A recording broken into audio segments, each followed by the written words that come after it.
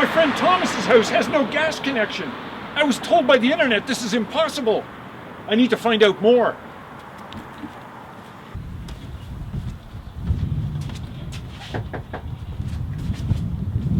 Thomas. Hi, John. How are you?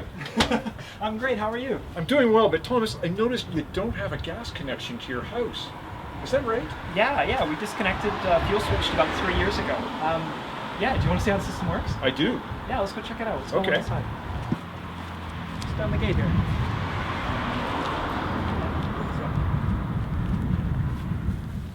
Here. Come on back.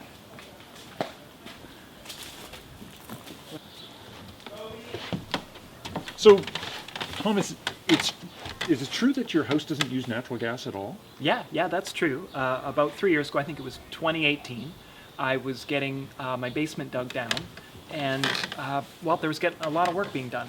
So, I had a kind of a rickety old air conditioner, furnace, and hot water heater down there.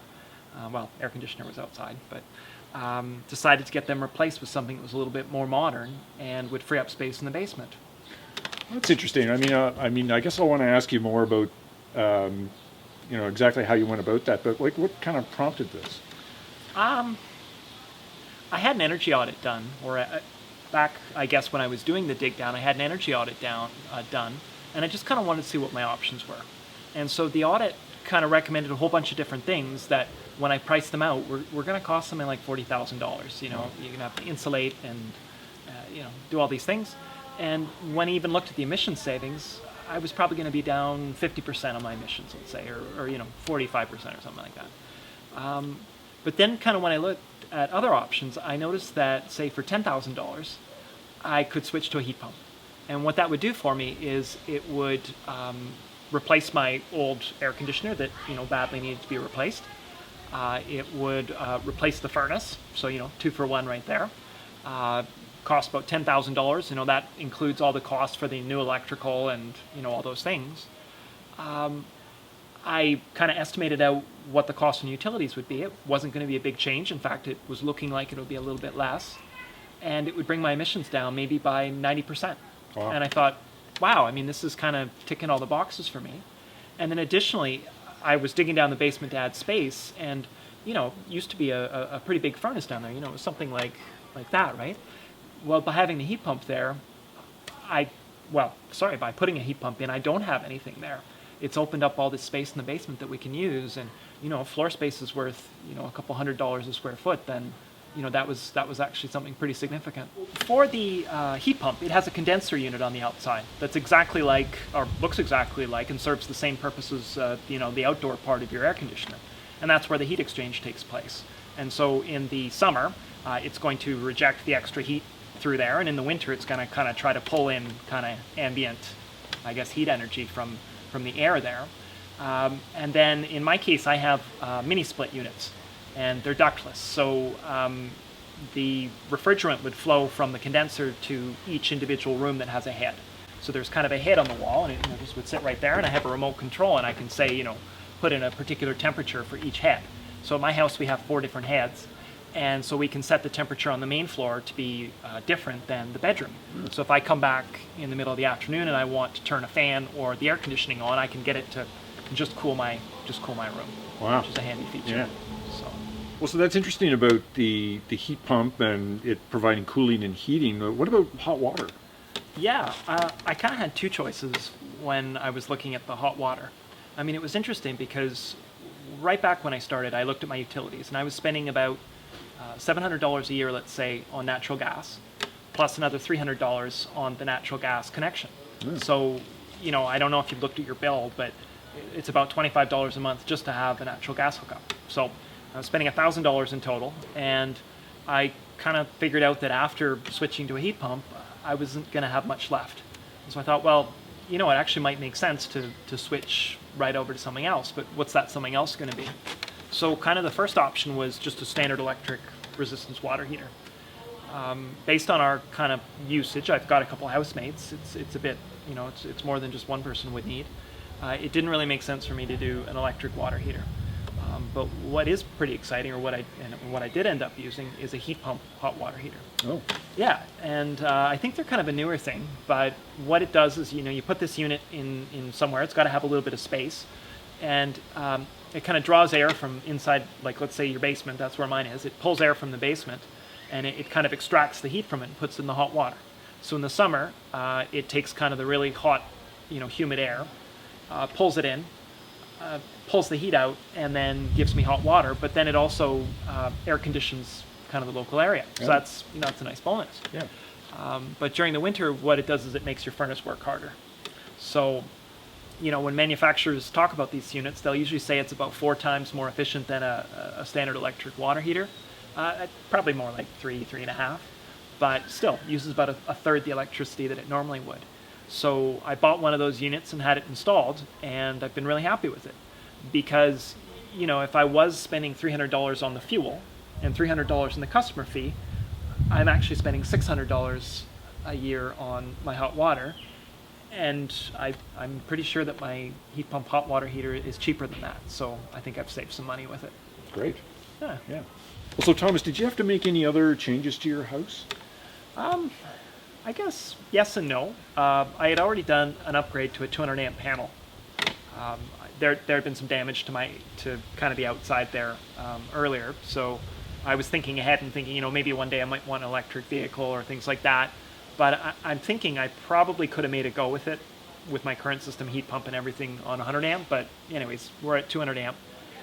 One thing I did have to add was backup resistance heating. So the idea being that if the heat pump goes down in the winter, you want a way to keep the house warm. And so I decided to add baseboard heaters throughout the house. And so that's really nice because, the heat pumps have to work a lot harder when it gets colder.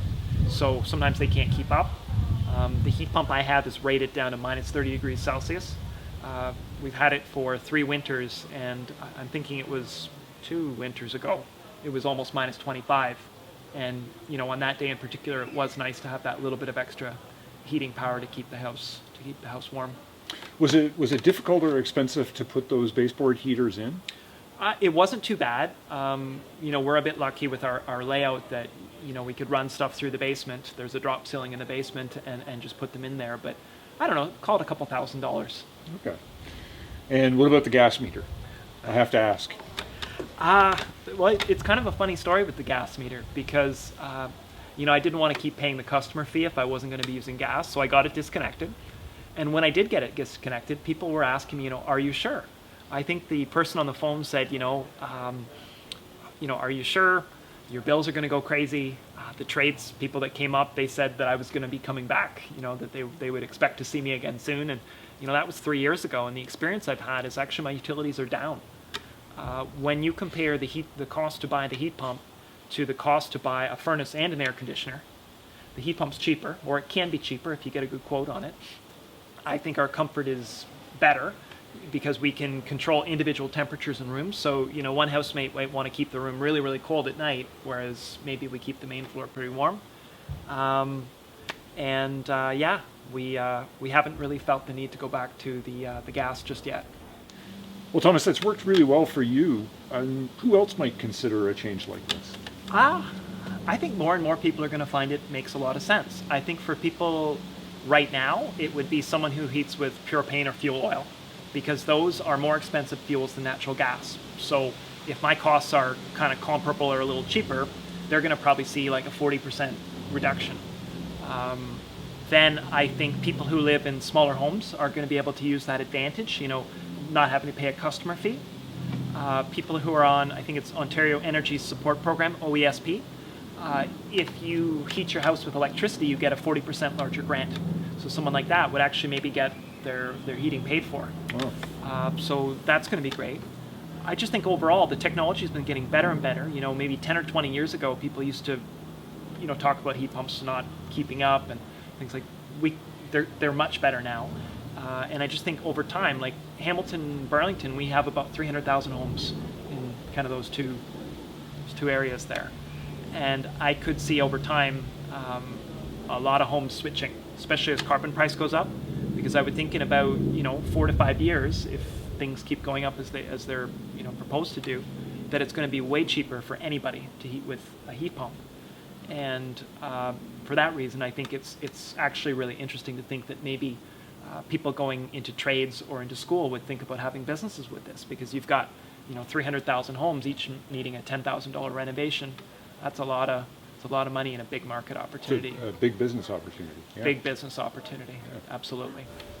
Well, Thomas, thanks for telling me about all of this. Maybe you could summarize for me the key points for somebody who's thinking about making these changes to their home. Yeah, I would say it was actually pretty easy. It was not that expensive. It's actually saved money, and comfort's up. So easy, costs are down, comfort's up. That would be my really short summary. Kind of the more in-depth summary would be that we spent about $2,000 to get the backup heating installed. That's something you're going to want to have, I think, with the heat pump.